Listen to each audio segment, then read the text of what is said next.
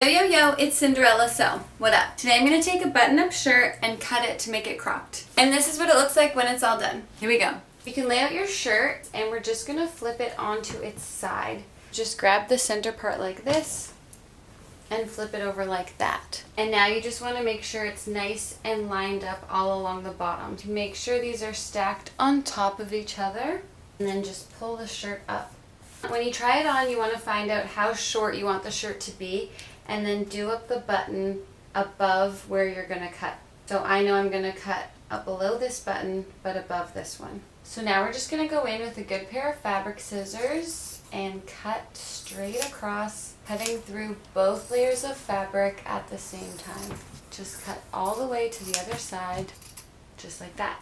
Take this away, you have this nice, cool, cropped button-up shirt. And this is what it looks like when it's all done.